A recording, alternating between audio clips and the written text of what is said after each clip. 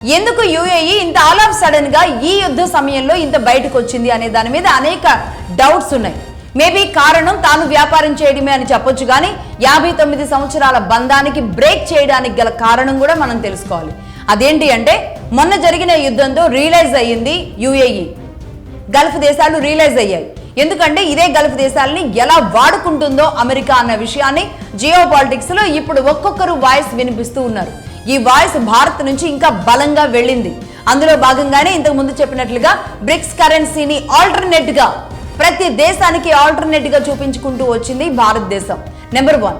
Number 2, America ఆధిపత్యంలో ఏ దేశాన్ని ఎలా వాడుకుంటుంది అనేది ఈ రోజు ప్రపంచ పటం మీద మన భారతదేశం నుంచి వెళ్ళిన వాళ్ళు, అటు అజిత్ దోవల్ కానీ, మోడీ కానీ, లేదంటే జయశంకర్ గారు లాంటి వాళ్ళు కానీ, మిగతా దేశాల్లో ఉన్న వాళ్ళు కానీ, రష్యా కానీ, ఇదే ప్రపంచ పటం మీద అమెరికా ఆధిపత్యం ఎలా తాను వేళ్ళూనుకుపోయింది, రేపు ఏం చేస్తుంది, తన అకృత్యాలు ఏంటి, తాను ఎందుకు ప్రతి దేశం విషయంలో ఆంతరంగిక విషయంలో వేలు పెడుతుంది అన్న విషయాలని కరాఖండిగా చెప్పడం, ఆ వాయిస్ వినిపించడం అనేది స్లోగా పెరుగుతూ వచ్చింది.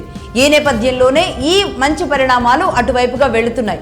అందులో భాగంగా యుఏఈ ఆలోచించింది ఏంటి, ఇదే జీసీసీ దేశాలు ఏం ఆలోచించాయి. ఎందుకంటే యుద్ధం జరుగుతున్న సమయంలో మిమ్మల్ని ప్రొటెక్ట్ చేయడానికి నేను యుద్ధం చేస్తున్నాను కాబట్టి మీరు నాకు డబ్బు పంపించండి అంటూ జీసీసీకి ఒక లేఖ రాశారు మొట్టమొదటిగా ట్రంప్ గారు. దాని దగ్గర నుంచి అంటే యుద్ధం మొదలైన సరిగ్గా 15 రోజుల్లోనే ఇన్సిడెంట్ జరిగింది. ఈ 15 రోజుల్లోనే వాళ్ళకి ఒళ్ళు మండింది.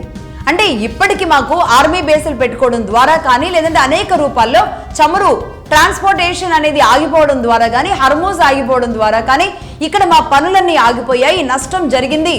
ఈ నష్టాన్ని ఎలా పూడ్చుకోవాలో అర్థం కాని సమయంలో ఇప్పుడు అమెరికా ఇంకా భయంకరంగా దాదాపుగా ఒక $250 మిలియన్ ఏమో డిమాండ్ చేసింది. అంటే డిమాండ్ చేయడంతో అర్థం కాని పరిస్థితుల్లోకి వెళ్లారు. ఆ సందర్భంలో కూడా మగధ మాత్రమే చెప్పింది, గుర్తు తెచ్చుకోండి. కింగ్స్, యుఏఈ కింగ్ కానీ, ప్రిన్సెస్ కానీ వీళ్ళందరూ మాట్లాడుకుంటున్నారు.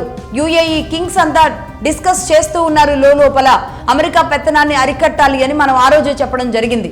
ఆ నేపథ్యంలో అప్పటి నుంచి మొదలైన చర్చలు కాస్త ఇప్పుడు తుది రూపానికి చేరుకున్నాయి.